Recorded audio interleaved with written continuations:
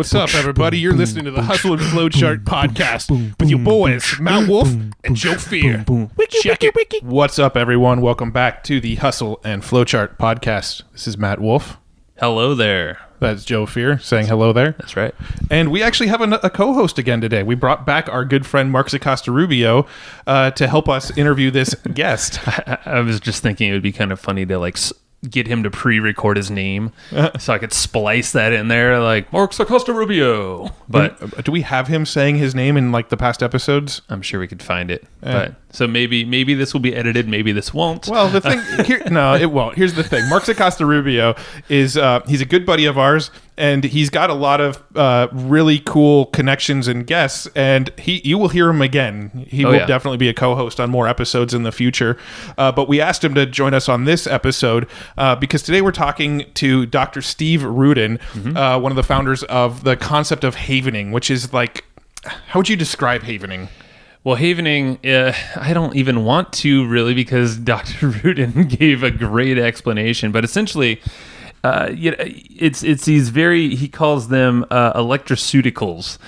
So if you think about pharmaceuticals, it took me a second to actually understand this, but he's creating these touches on your body in very specific places. There's 3 spots he'll get into that can help you essentially lessen any anxiety you might have, or traumatizing experience, or really anything that you can imagine that holds you back in life. Right. Could be really bad sleep. Maybe there's something that's stopping that somehow. Yeah. And so this was a very new concept to us. Joe and I were not familiar with havening before being introduced to Dr. Ruden. So we asked Mark Acosta-Rubio to come join us because he knows havening. He's done havening. He knows a lot of people that have amazing results with it. He's had his own amazing results with it. So he had experience in actually using this technique. So we wanted to bring a guest in who had good experience with this technique and help us with this interview. So you will notice in this episode that Joe and I talk from time to time, but this really is a sort of an interview between Marks and Dr. Ruden talking about this havening technique. And then Joe and I are kind of jumping in, adding our own commentary and adding questions from time to time. But, Marks does a great job of leading Dr. Ruden down this path of helping you understand what this havening thing is. Yeah, and it's enlightening because, most of the time Matt and I were just like, we were the students. We are the students.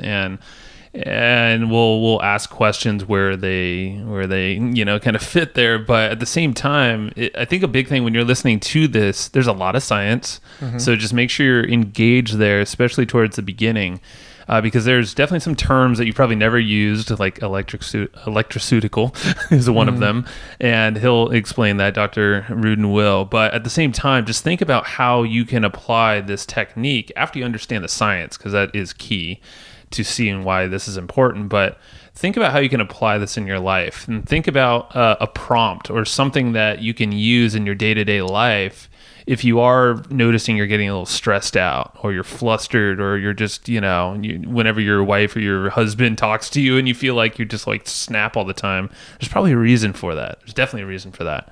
So think about those times when that pops up, and you can actually use this technique. So it's extremely effective, and it's very actionable stuff. Yeah, and it's something that high achievers use, so you could definitely apply it here.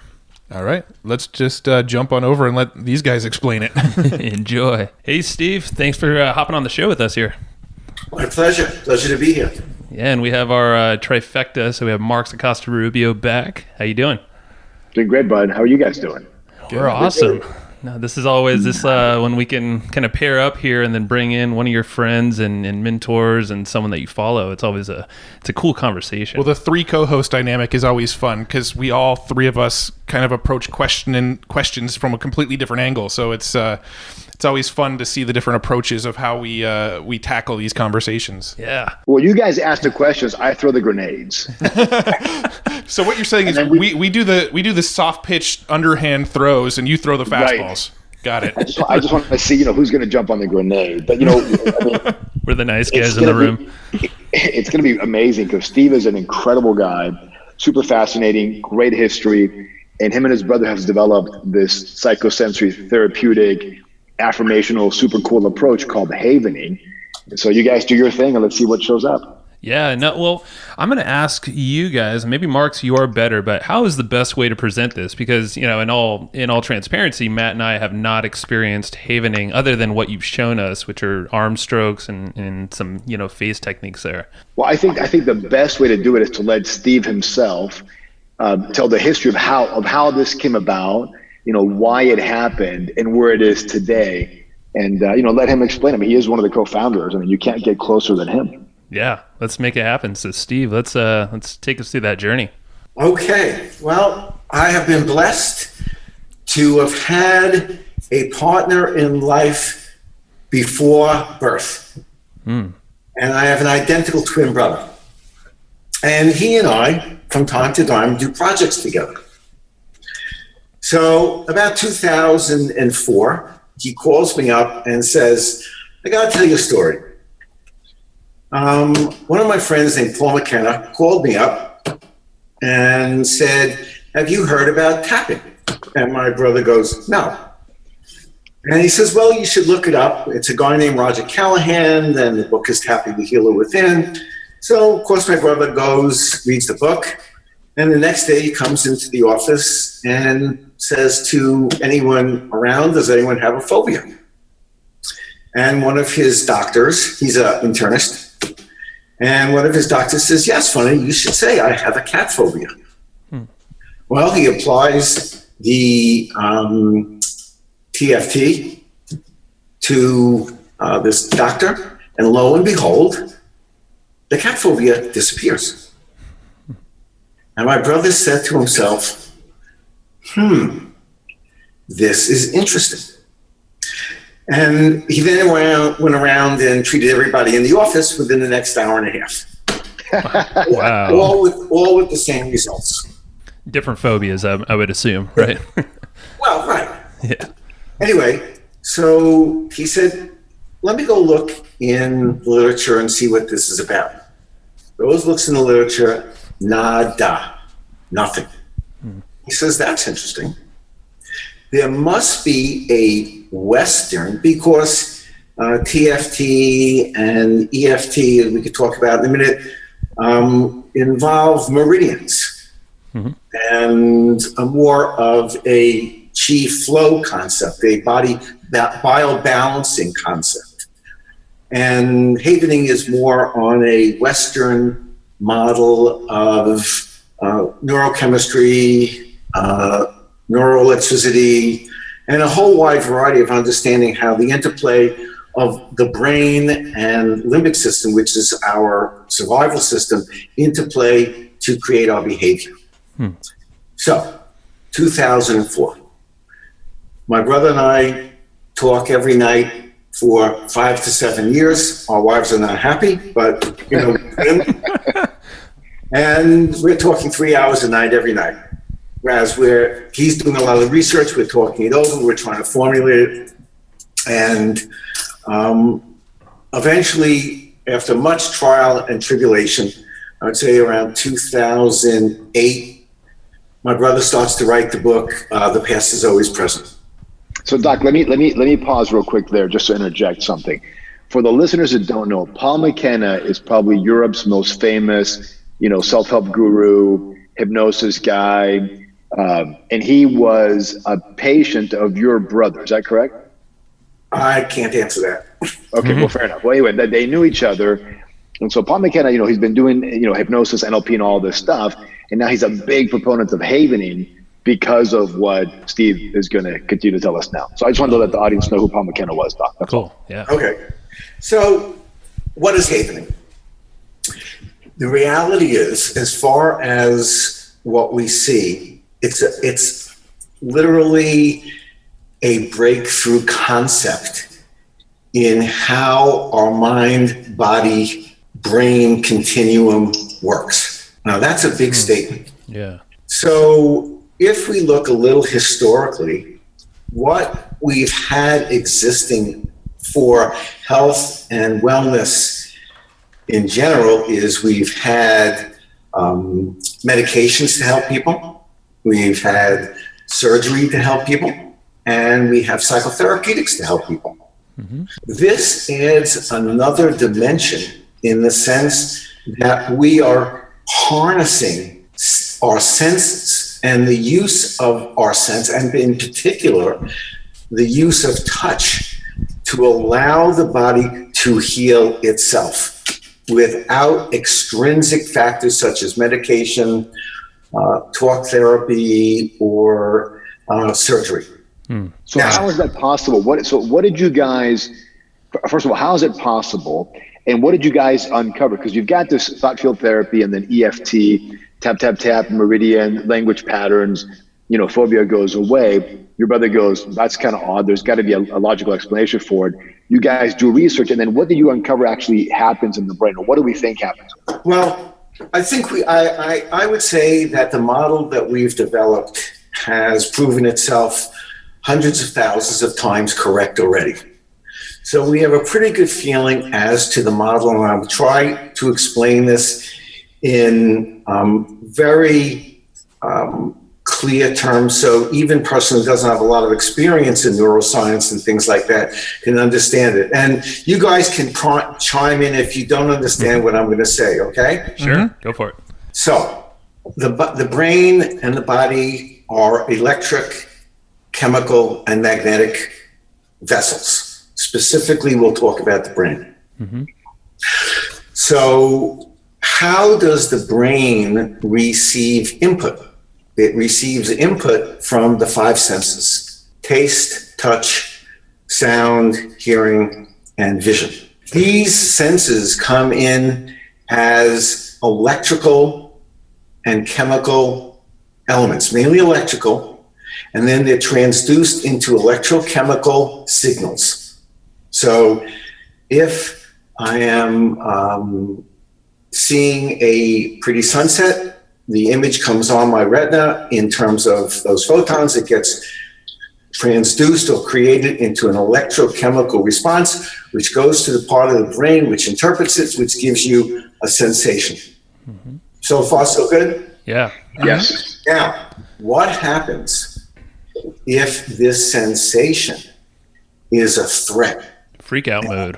And if this threat is sufficient to cause an internal change in your brain so that it will always remember that threat moving forward.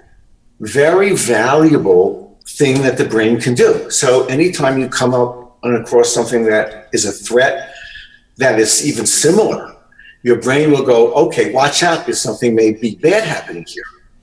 So, Doc, so are you saying, so in terms of threat, it can be both external and internal, right? It could be based on how we perceive it, or maybe an image we make of ourselves, or internal dialogue. It doesn't have to be something we see, right? It could be a variety of different inputs, correct? I mean, it could be epigenetic.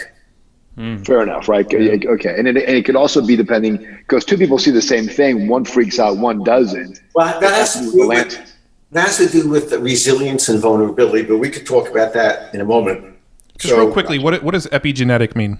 Epigenetic means it means altering gene expression. So you have a gene that expresses, let's say, your movement of your bowel. And then you have an event, or the gene somehow modifies it, and it creates another circumstance for your bowel. And then you may develop IBS because of this. Irritable bowel syndrome. So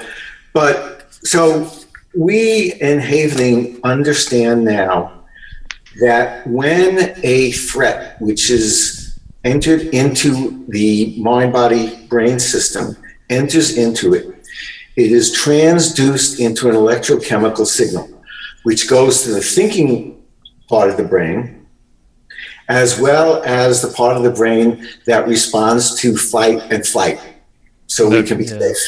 And that's the limbic system, right? That is called the limbic system. Under a specific set of circumstances, the brain sets off an electric wave called the gamma wave. This interacts with another body part in the brain called the amygdala. And because of the neurochemistry and neuroelectricity, it permanently plants on the amygdala a red flag. And this red flag now remains there permanently to make sure that if you ever come across something even similar to that, you better be prepared to run or fight. And it creates those neurochemicals in your system that are preparing your body. So adrenaline and things like dopamine and cortisol, these are the things that the body prepares when you're presented with these threats. And so, Doc, so the limbic system, which I think is the oldest part of the brain, I think, what is it, 10, 20 million years old? It's a defense mechanism that it's evolved to keep us safe, right? Put it another way, it's our survival mechanism. Right, and then it encodes that, meaning it uses the amygdala and gamma and all this fun stuff to say, hey, look, we're gonna make this an automatic response now that we believe it to be a threat, so that you are safe and you can take appropriate action. The problem is we don't live in the savannah anymore. Is that correct? Well, it's not that so much. It's that one of the problems that occur when something is encoded like this in the brain is that there is no shutoff valve. If you went back and tried to recall a social studies class in 7th grade, you would have a difficult time recalling it. Mm-hmm. However, if I had you recall a very traumatic event in your life, you can recall it as if it were yesterday. Mm. So there are specific ways that memories, specifically memories that relate to safety, are stored for biologic reasons. However, the problem is that these particular red flags remain biologically active. Mm. And what does biologically active mean? That means that if I scan my environment and I was bitten by a dog and I became traumatized by dogs, if I saw a dog walking across the street, my heart rate would increase. I would see dog, I would see bite, I would see afraid, boom, move away. Mm-hmm. So it's like in NLP terms, it's an anchor. Is that correct? It's a adverse stimuli. Like a Pavlovian ring the bell, for like the whole Pavlov ring bell salivate. It's you've now, that stimulus triggers a response. So here might be an example that I'm thinking through, and you can kind of let me know if I'm on the right track or not. So like an obvious scenario for probably everybody here is September 11th, right? Everybody can kind of remember exactly where they were, what they were doing. Like that memory is very vivid for most people that were alive at that time, right? Mm-hmm. Now, today, fast forward, what has it been? 17 years? Fast forward 17 years, if I'm in a city and I hear a plane going over and I look up, I might go, for just a split second, I might think to myself, hopefully nothing's going on with that plane. Right, but it's probably not traumatized in your brain. It's a difference. As Mark's correctly stated, some people will view the same event and have different outcomes. But let me get to where we're headed. The red flag is a actual thing in the brain. It's called an AMPA receptor. And this is the red flag that in your brain, when something happens like this, not only does it remember the scene, but it remembers everything about that scene. So it also encodes in the brain things that are peripheral to the thing that was really threatening, and sometimes things that are peripheral are also stimulatory to create those stress hormones of norepinephrine, dopamine, and cortisol. So the problem is that since there's no downregulatory issue, and you see things that are similar to the initial event, your body is constantly bathed in stress-related hormones. Over time, this causes overwhelming stress on your immune system, and that becomes permissive for expression of many symptoms. What Havening does is we use the electrical component of touch. Touch produces a delta wave, and we use the term electroceutical. Now, electroceutical is similar to a pharmaceutical, except we use electricity, and that electricity is generated either by someone touching their client or by the client touching touching themselves. Mm-hmm. And for the audience, touching himself doesn't mean what some of you dirty-minded people think. It just means you're sort of stroking your arms and your face, or applying the 2 parts and the palms of your hand, which are the 3 parts that have the highest electromagnetic. The highest delta production. Now, delta waves are a very interesting thing because they really only exist during the 3rd stage of soul wave sleep. They're almost never in the awake state. So we create a paradox for the mind. How do we have delta waves present during the awake hours, and what's the significance of this? So in havening, what we do is we have the person recall the event into their mind, imaginally. They imagine what happened. This activates a certain part of the brain. Once it is in that part of the brain, we start distracting the brain. Have them counting, have them jumping up and down, having the visualizations. So it kicks that thought out of that part of the brain, because that part of the brain can only operate on one thing at a time. So we kind of kick it out. But here's the interesting part. The AMPAR receptors, which were activated by the imaginal recall, are still active for up to 10 minutes post-imagination. We then go in with our delta wave touch as an electroceutical, and we then create a enzymatic and biologic circumstance which removes the red flag from the amygdala permanently. And since the thought which put it there in the first place is no longer available, this got kicked out of the brain, this particular thought, it can't be rethought because the circumstance isn't there. And that's why when this is done successfully, the problem is solved permanently. So let me get this straight. So somebody has what's considered a traumatic event, which basically means some stimulus triggers the amygdala to release these hormones that cause stress, right? Fight or flight system. Right. And then the brain, the limbic system, creates a pattern or a red flag saying, we're going to remember this because it seems to be important and we want survival. Right. The problem is there's no valve to turn that off. And since the brain captures everything in its periphery and at its focal point, you might be living in stress, not aware of it, because the chair that sits next to you at the office might remind you of the chair when you had the traumatic event. And so you're releasing these chemicals, which makes you not perform as well. Then what happens is you, as an havening practitioner, recall this event, gets the person to associate. Now they're in sort of this panic mode or not excited. You begin to distract the neocortex or the thinking brain, counting backwards, whatever, as you stroke their arms or their face to create delta waves, which then bathe this sort of whack-a-mole concept, sort of bathe this and detach, right, these AMPA receptors with that, amygdala memory or whatever you want to call it, so that next time, because you've depotentiated, which is a term you guys use, which means that you've unlinked this, you've broken the chain. When the stimulus occurs again, there's no longer that button that you press that triggers the old fight or flight. You're free from that. Is that correct? 100%.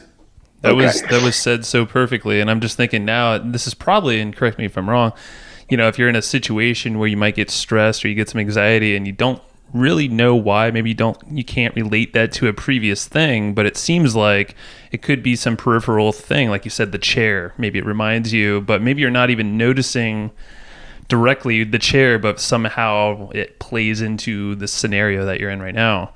I'm assuming the mind remembers it, but actively you're not. Exactly. And that is the breakthrough that we have achieved. We understand this mechanism onto the vibrations of calcium molecules. And the calcium molecules, they're the ones that delink the memory from the AMPA receptors or the trigger. Is that correct? The calcium molecules have to do with the development of two particular enzymes. One which is calcium. I don't want to get too detailed into the neurobiology of it, but the calcium ions attach themselves to enzymes inside the cell, which help implode the AMPA receptor or help build the AMPA receptor. They work in different ways in different, and they're modulated by the electrical current that is going through the circumstance at the time. So in an encoding, we're seeing very high frequency gamma, and a de-encoding or depotentiation, a low frequency delta wave. That's why we look at these things as electroceuticals in terms of how we apply these things in allowing the patient or client to heal themselves. Got it. So Doc, let me ask you this. Sometimes entrepreneurs will experience panic attacks for no reason whatsoever, or night terrors, which seems to be the most, and then of course, stress.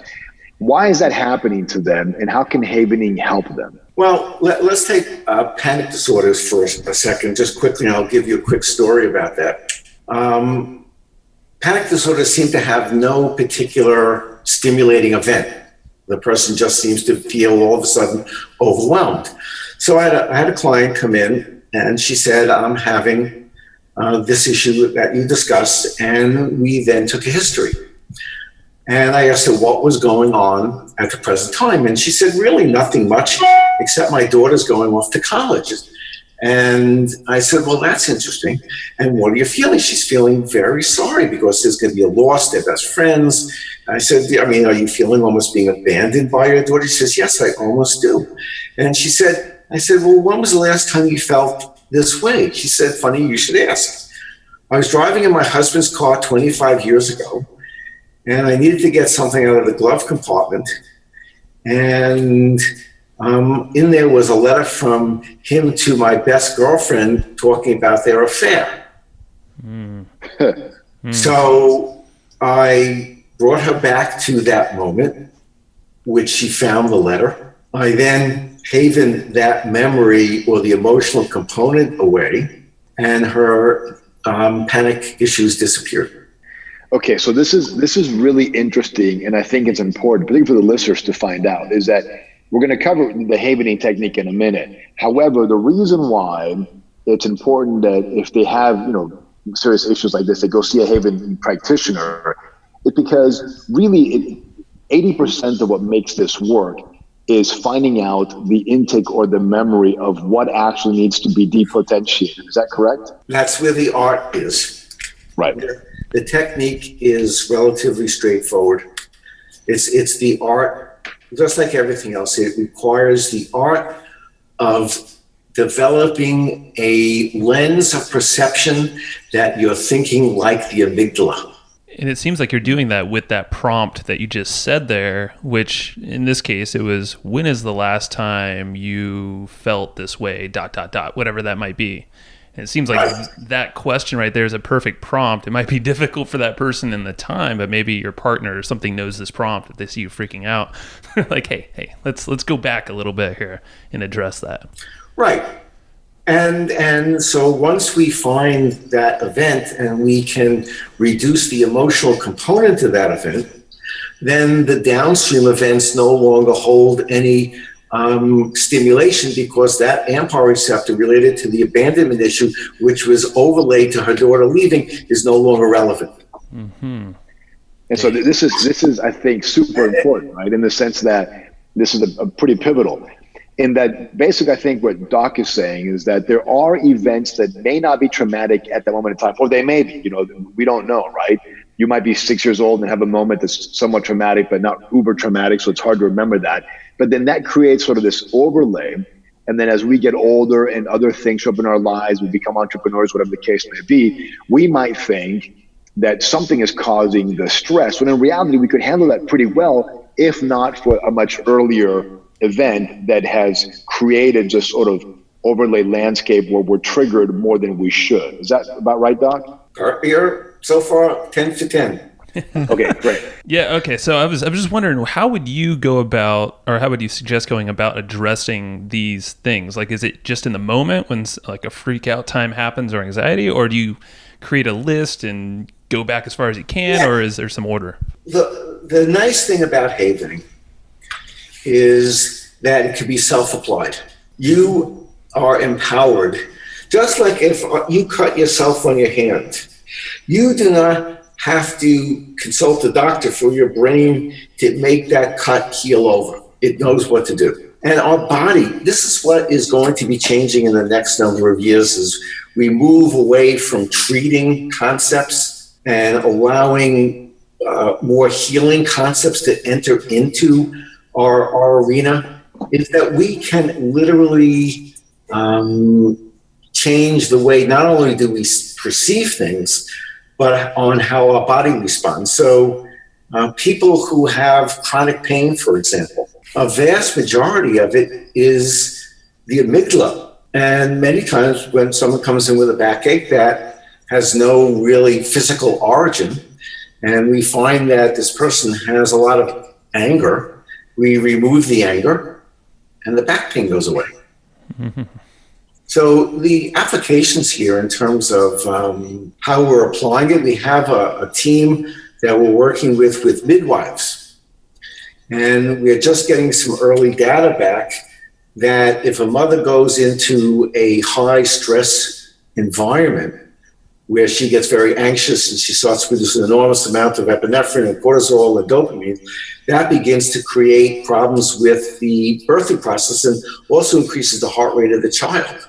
Mm-hmm. And we have some pretty well documented evidence now on EEGs of both the child and the mother, that if you haven the mother during this moment and reduce the stress she's under, the child calms down too. Mm-hmm. That's so cool. It's just so cool. It just seems like everything else is kind of a Band-Aid unless you get to the amygdala, like you said with this. Here's how I look at it. We have been good and are excellent, and many wonderful things have happened by the understanding that we have become excellent in treating symptoms. But let's take one small step back from symptoms. And that is, what is allowing the body to be permissive for this presentation? So if we treat the symptom, we're halfway there, but you still have that biologically active stressor that creates the expression of that symptom. So until you can reduce that biologic stressor or that AMPAR receptor, then you still have a stressor that's going on physically. So what about this, Doc? So let's say that Susie Entrepreneur is really excited about, growing her business. And for some reason, she keeps finding that she's sabotaging herself, right? She gets to a certain revenue volume, and then she'll do something stupid to bring the volume back down. So she's got this sort of yin-yang mental thermostat. She just can't break through that revenue. Would we be able to accurately say that hypothetically she may have a encoded event or traumatic event that's preventing her from doing that, and until she can release that or depotentiate it, she may not pass that revenue? Her mom says, I don't want you to be successful because you may leave your kids, I don't know, something stupid, and then subconsciously now the amygdala won't let her succeed because it's trained to stop or to fear or to not move forward. Would that be something that we could address with havening? Absolutely. It's being done all over the world as we speak. Yeah, that's the thing is, one of the things. We have coaches in executive offices, havening coaches and trainers in executive offices pretty much all over the world. But if you, on a nice model to think about it, and if you think about the weight loss industry, which is probably about as big as the economy in the United States. Sure. But why do people lose weight then relapse, lose weight and relapse? And it really is because that in many instances, the weight is a protective mechanism. Now, they may have been physically abused, sexually abused, verbally abused as a child, or were objectified in some way, and they gain the weight to prevent them from having this issue on them. And so when you lose weight, even though we know cognitively is the best thing to do, amygdala says, no. We're getting too close to something that makes me feel very uncomfortable, being attractive.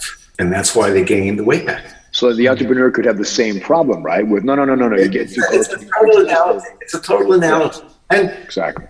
Just quickly, I could tell you two quick stories. I had two patients, and one guy was an 86-year-old guy, goes to work every day, loves his work. So I said, why do you love your work so much? And he said to me, when I was 5 years old, we lived in the kitchen and outside the dry goods place he had, And my father would say to me, he's 86, so this was a long time ago.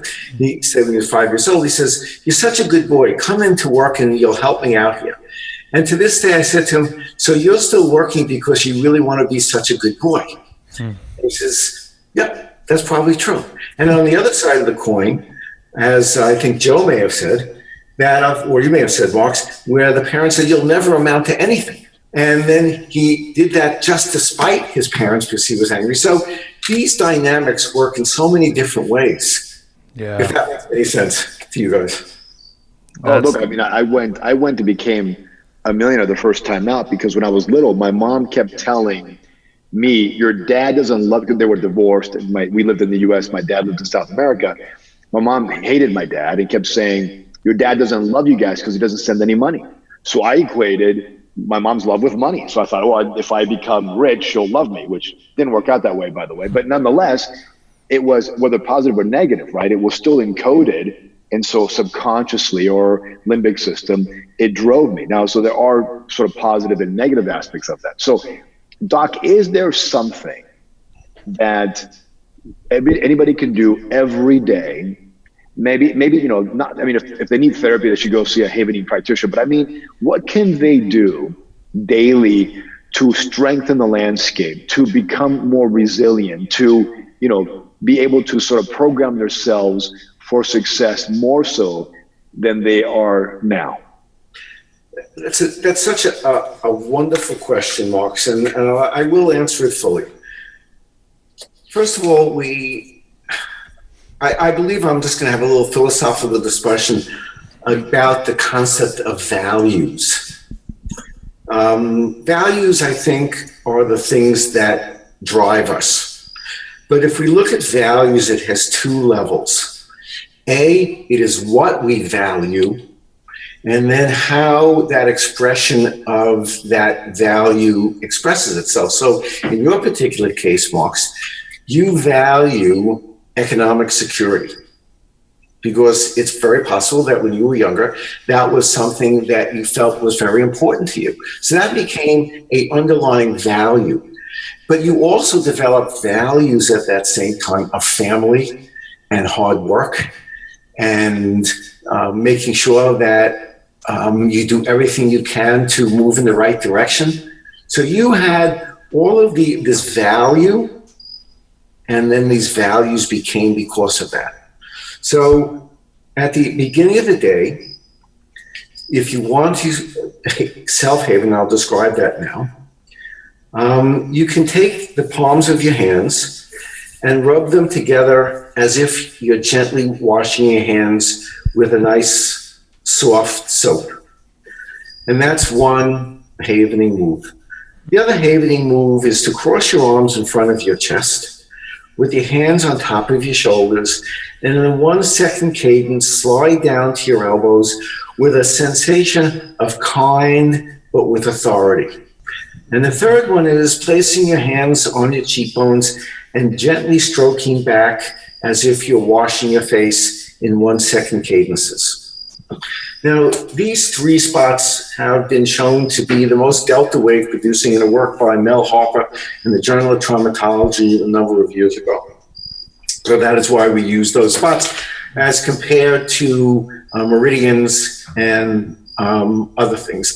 Even though I suspect, even though I don't know for sure, EFT may work by similar mechanisms.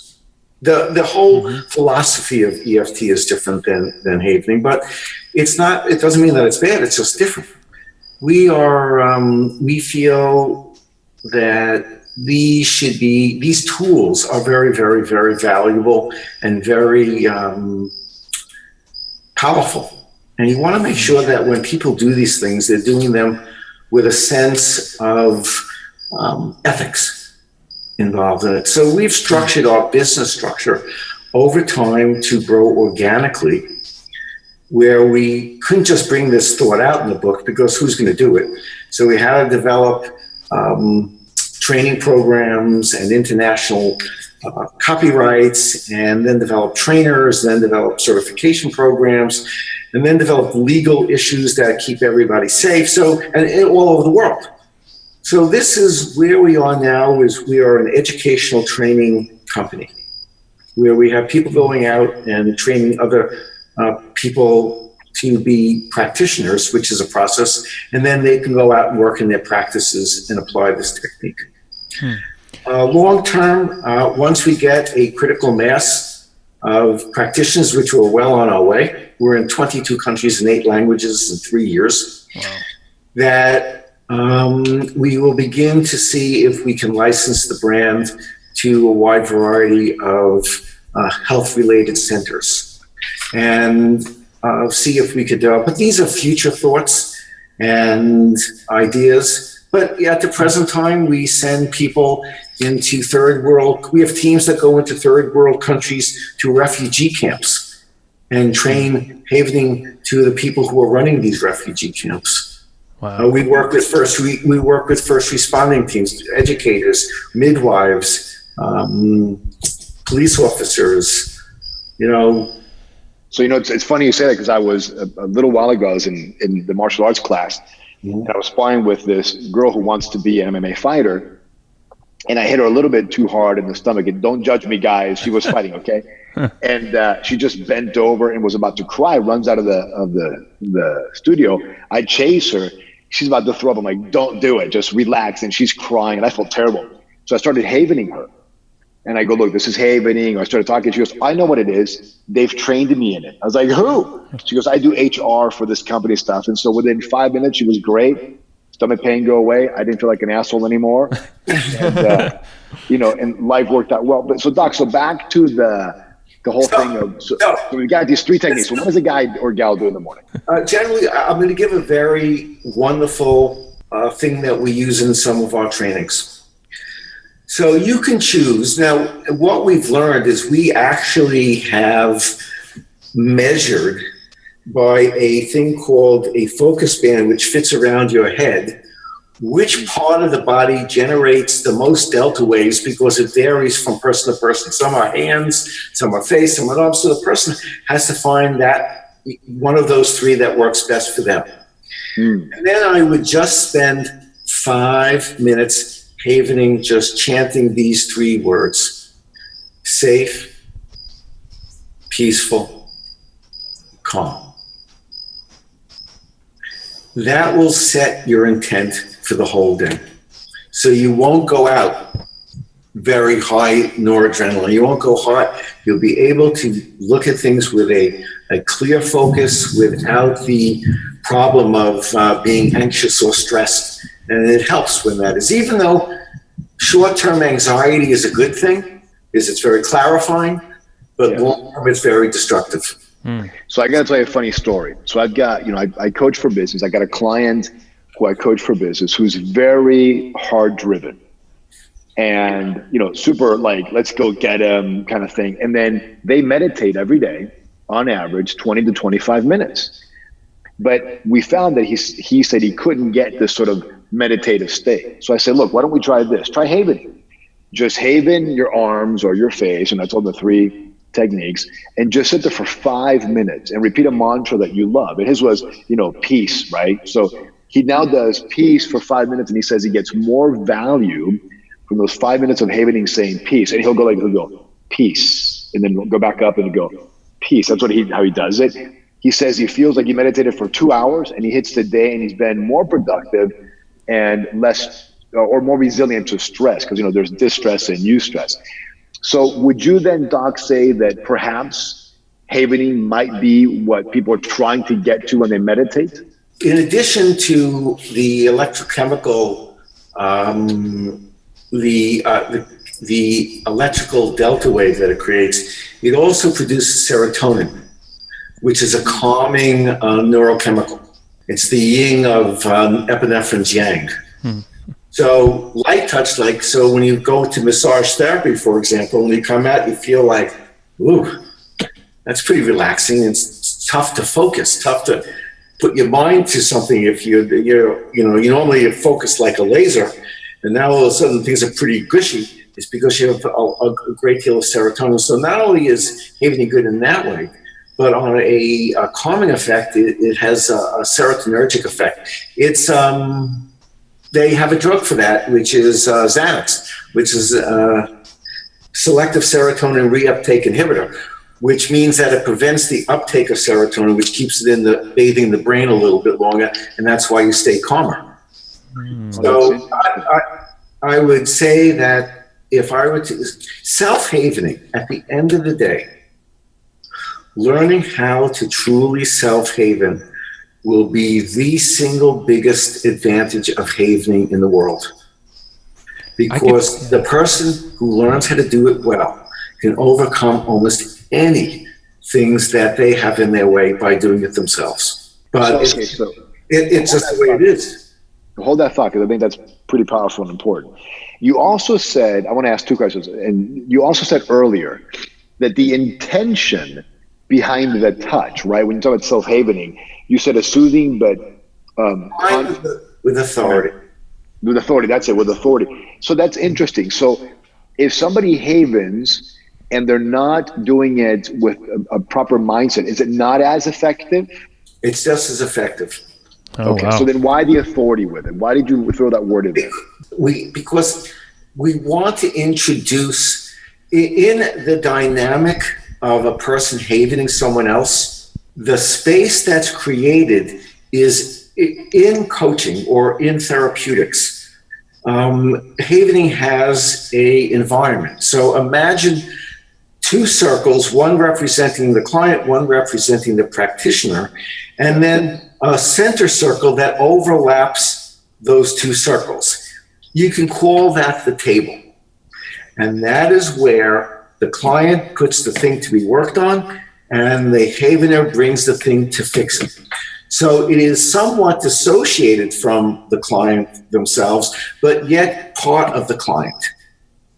So when a therapist havening person applies it, the touch, the intent is to be kind, but show, it's like a wet handshake. Right.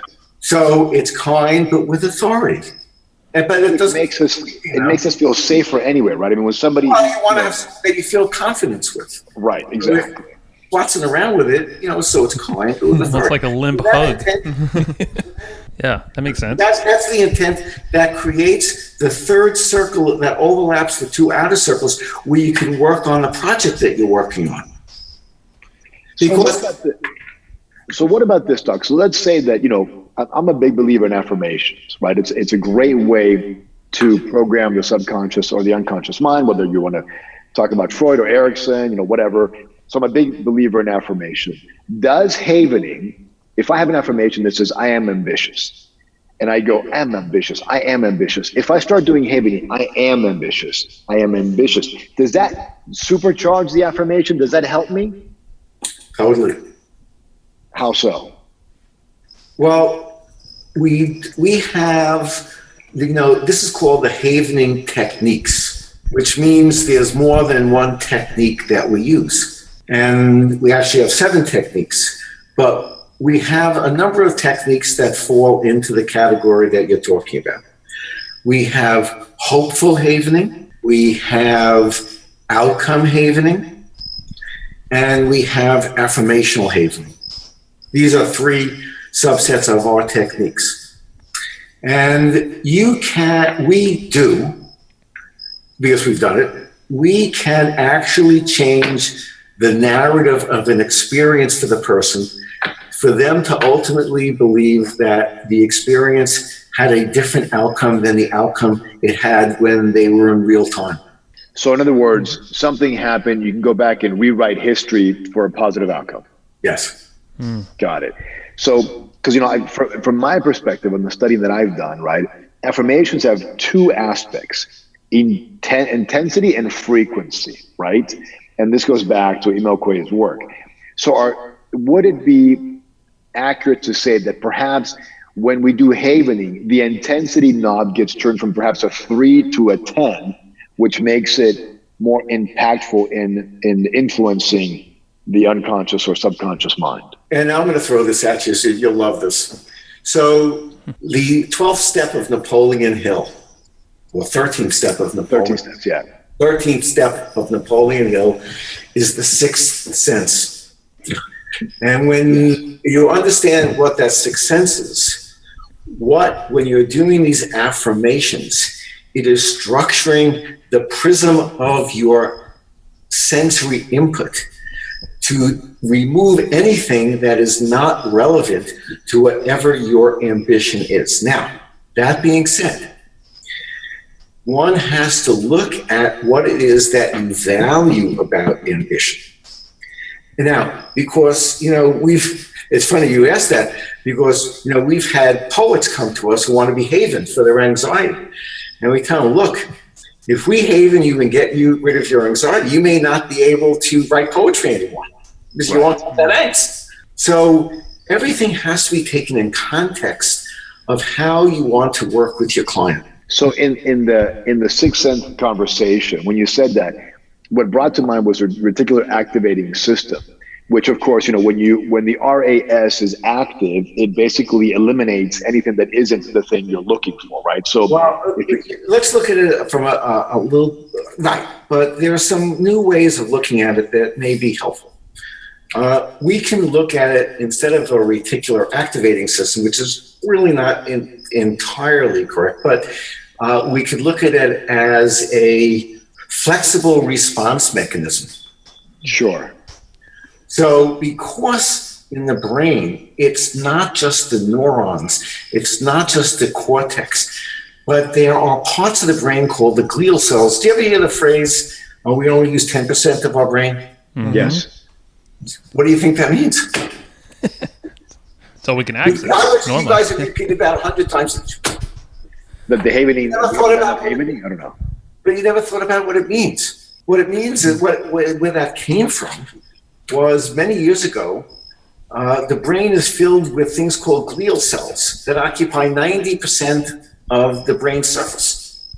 The rest is cortex and limbic system. And years ago, the people who looked at the brain thought it was just stuff that held the brain together. But nature would never be that wasteful of space that it didn't have something to do with overall functioning. And when you really dive deep in what we're finding out in some neuroscience today, it's a whole brain phenomenon. So it's not just a reticular activating system. It's not just a limbic system. It's not just all of these things. These things are acting in milliseconds all over your brain to create a safety and an outcome from the incoming sensory input. And how you create that prism is how you will interpret that input coming in and how you will then have a behavioral response to that input. So anytime you want to structure your brain in any particular way to get a lens to go through, use the words. You could even use sentences. You could even use anything, but it structures your brain to think in a certain way and to intake information from your environment in a specific way. This is amazing. And it's literally allowing you to access other parts of your brain that might have been muted because of some experience in the limbic system there. Sounds correct. Like. Yeah. And and going to you, Marks, really quick on that story I think you were talking about with the what was it, the meditation and kind of chanting, I believe it was. But with me, I've tried to meditate a lot, and without some kind of input or usage of a chant, a repetitive sentence, or even binaural beats where it's using those brain waves, it's very difficult for me to get in and feel like 2 hours have passed after 20 minutes or so.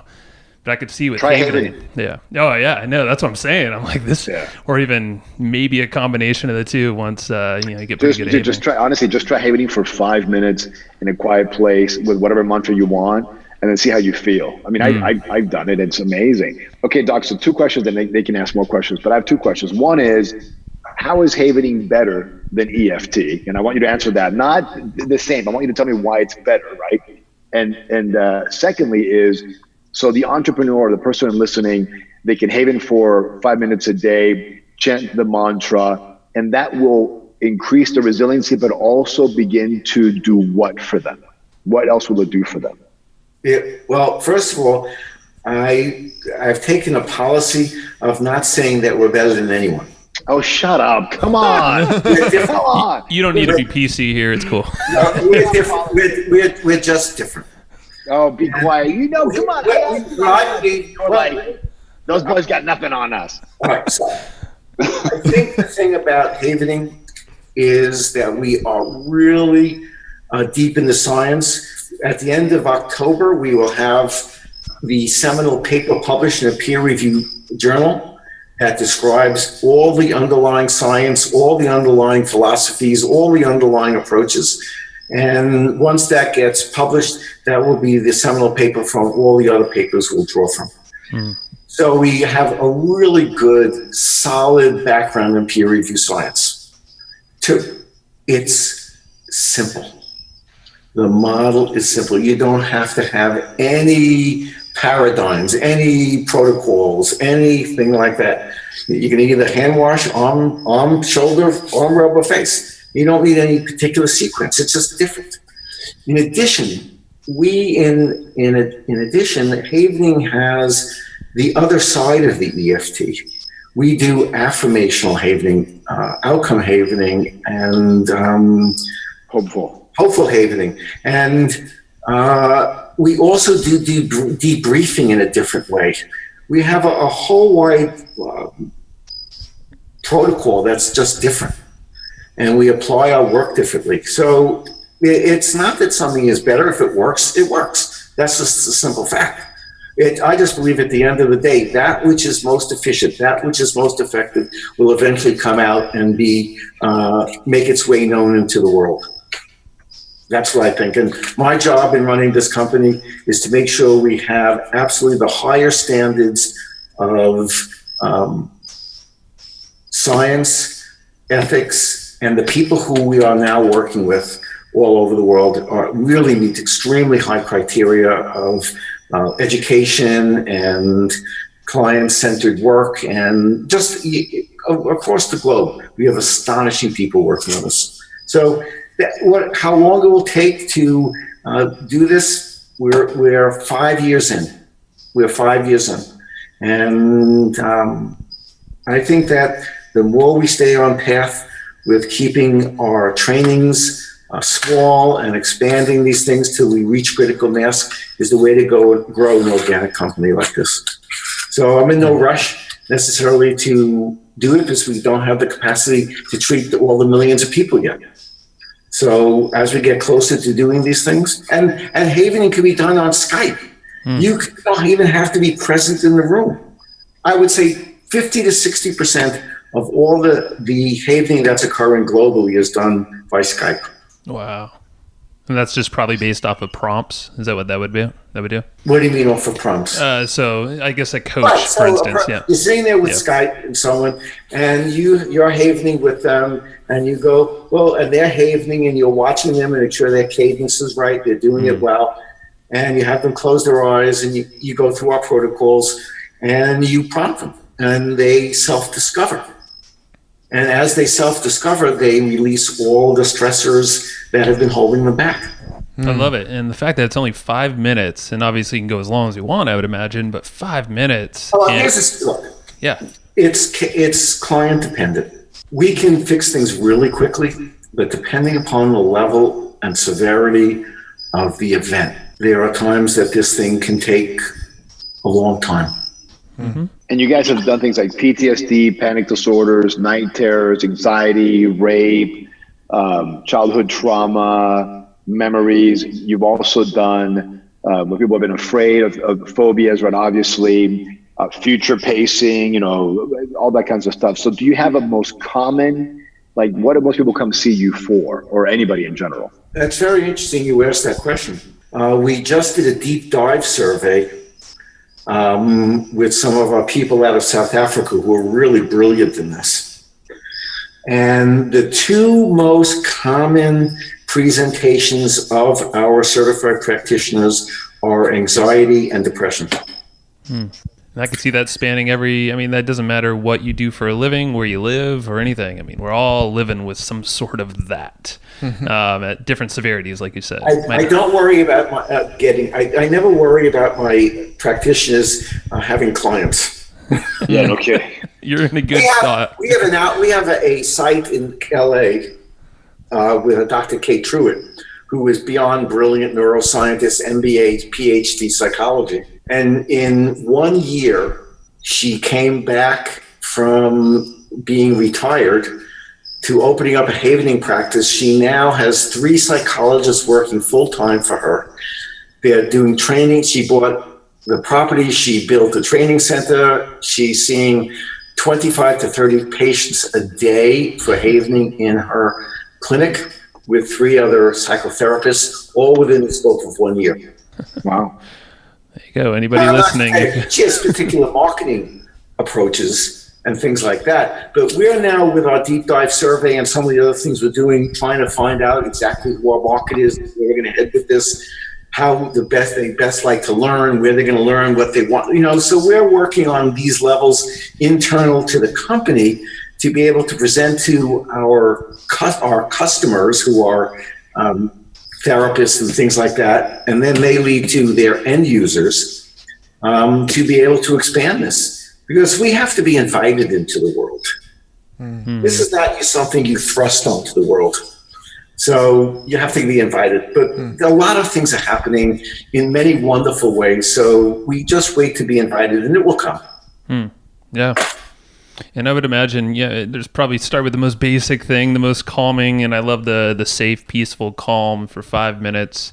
That seems like the easiest door into this whole space here. Yeah, I know. Mark's just a minute ago asked a follow-up question about what other sort of expectations would we have after days, weeks, months of just getting in this routine. That's a very, very good question. To some degree, it depends on where you're starting and depends upon what your issues are. Mm-hmm. But generally speaking, we are seeing an increase in overall resiliency of the individual and a reduction in vulnerability. So things do not throw you as quickly, or the level of height of the intensity. So let's say you're in the middle of a meeting and it's not going well.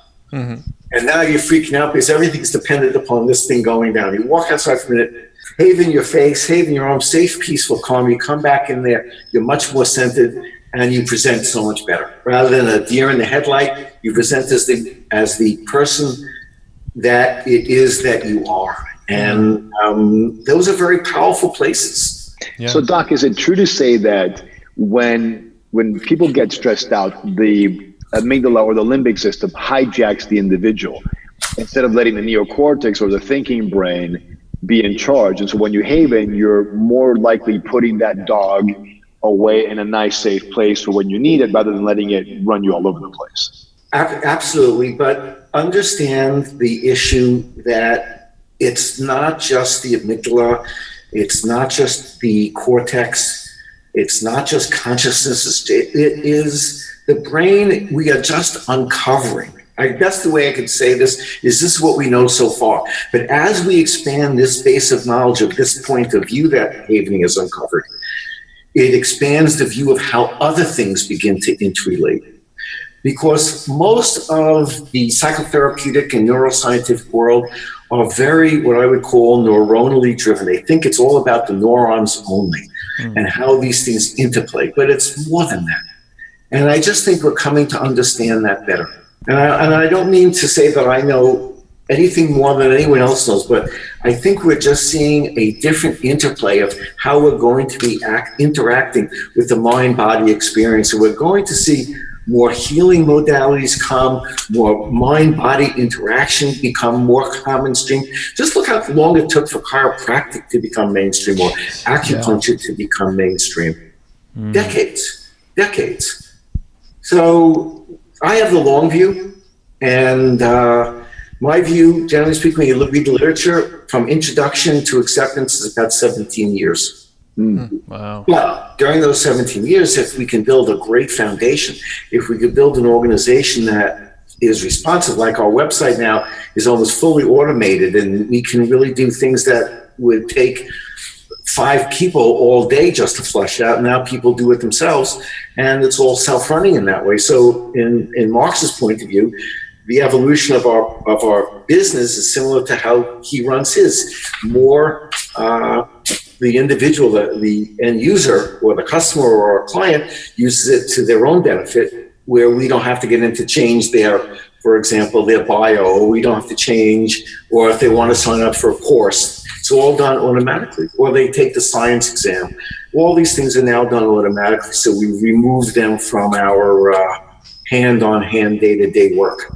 So these are parts of the process of creating a larger business. So if you do havening every day for 5 minutes, let's say after 30, 60, 90 days, really you're shedding away the things that are less you, and you're becoming more of your authentic self, which allows you to be more resilient and capable and productive. Is that right? We have people who are end state haven themselves.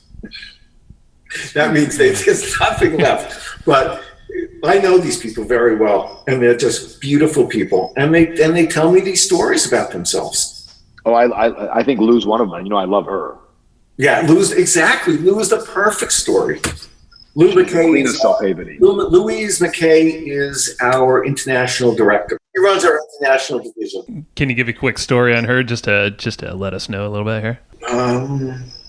If anything's not clear, that's okay. These are very, very, Marks may know them, but I'll tell you a story. I have no shame. I would rather not be the person that tells the story. Yeah, you go ahead. So you can take the book. No, look, Lou is amazing. She basically. That's why I first got introduced to havening. Was I went to her to teach me, and she's the queen of self-havening. And she says every time she has an issue, she just goes and havens it, after she has, like, for example, she saw a video of a poor puppy or a dog being mistreated that really sent her for a loop. And she couldn't believe that video, because she's a big dog lover, couldn't believe the video had sent her for the loop. So she ran to the kitchen and she just havened herself and, peace, calm, safe, all that stuff. And for about 20 minutes. Until she could get it off. And every time she runs into something where she feels that it holds her back, she just self-havens it.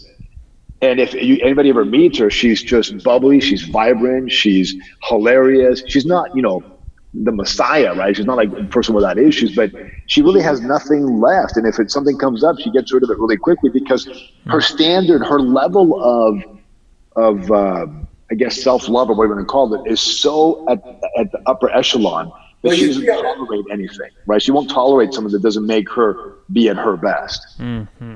And I think that's pretty powerful, right? So, I mean, she was, I think, afraid of a bridge or something, and she had her loving husband, Ian, drive her to the bridge. And she just havened while they went through the bridge one time. Wow. After that, she was fine. I mean, she is an absolute dynamo when it comes to this stuff. And it sounds like she's just ultra aware. She's now programmed this in herself to be aware of a time where she doesn't feel like herself. Because I know a lot of us are walking around with a little anxiousness in our stomach or wherever it shows up, and you're just like, it's normal. I'm used to it by now. I'll tell you what. So, like, I'm noticing that I was checking my phone more than I'd like to on a regular basis. So what I did was, every time, this happened after we got back from our vacation, because I was anxious about what email am I getting and what's going on, when I had no reason to do that, right? So I said, every time I had the urge to check the phone, I said nope, and I would just haven, like for 30 seconds or a minute. And so every time, and then what ended up happening was, I no longer had this connection between having to check my phone and actually checking it. So now I only check it when I feel that I need to check it based on what I want, rather than this addictive calling me. Does that make sense? Right. Yeah. Definitely. I love it. Now, there's so many ways to apply this, and so many cool stories I'm sure you guys have, both of you guys. I don't have as many as Steve. I mean, he's been doing this for 17 years and has havened thousands and thousands of people. And he's also a trained coach and a hypnotherapist, which you didn't talk about. He's also a doctor. So, he's got some chops. Oh, yeah. No, and I want to be careful of you guys' time, too. So anything that you want to get off your chest there, Doc, that you feel like you want to share with the audience here, or just any kind of cool stories before we wrap it up here? A cool story. Anything that resonates. It's always good to get something out there that we might not have asked. I think the best phrase best thought I could do is, people need to come to believe that change is possible. You can actually change the circumstances if you so desire to. And if you don't believe it, can't you haven that belief so that they do believe it? Yeah. Yeah, because a lot of people talk about how a most people don't change, and the only way change happens is through a traumatic event.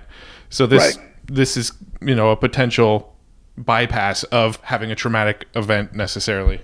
What I was trying to get Doc to say, which he didn't say because he probably didn't want to say, was if you self-haven for 5 minutes a day, just safe, peaceful, calm, changes in your life will begin to manifest that you didn't expect. You might become a better parent, a better, friend, a better husband, a better wife, a better business person.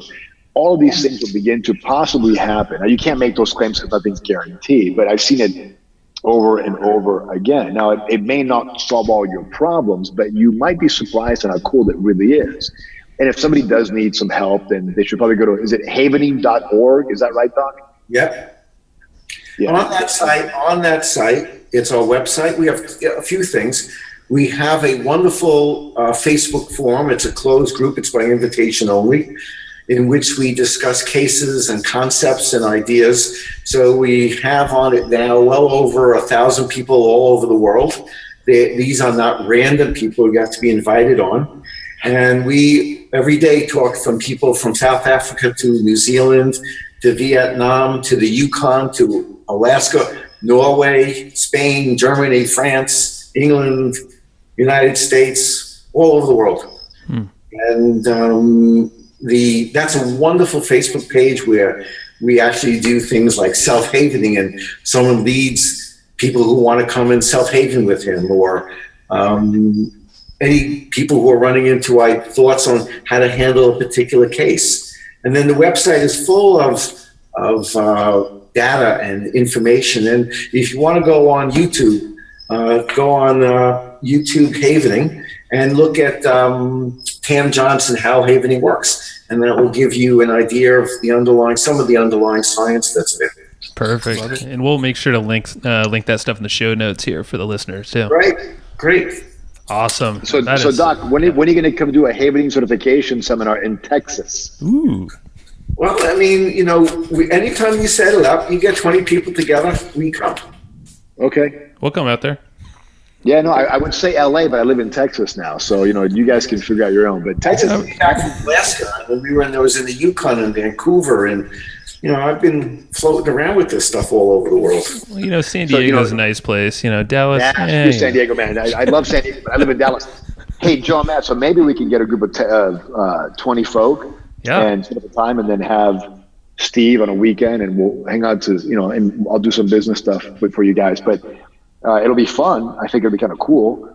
Plus, Doc is in New York, and we're sort of the flyover state. He needs to give us a little love. You have no havening practitioners in Texas, by the way, Doc. Zero. Actually, the Hardens I'm pretty sure are in Texas. We do. If you go online into havening practitioner, do Texas, Hardin, I think, is a practitioner. That's the last name in Texas. They must be new, because the last time I checked, which has been a while. I think the husband became a certified practitioner just recently. I'm almost positive. Texas, absolutely. Good for them. There you go. Joe, Matt, or anything else you want to ask me?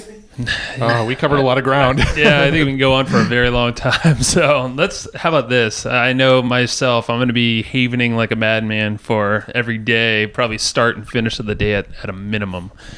Well, let me know how you're doing. You could write to info@havening.com, info@havening.com, and let me know how you're doing with it. I love it. Thank you, man. And listeners too. Yeah. If you want to maybe join out in Texas, or if there's some interest, then hey, just email us, to get a hold of us, Evergreen Profits, and let's make something happen. So I'm going to try to persuade the Doc offline to do a havening certification with an extra day on business. Ooh, so that cool. we can bring our top executive coaches in for that who do havening. Oh yeah. We have executive coaches that are just ridiculous, and they just haven these CEOs and get them moving in the right direction.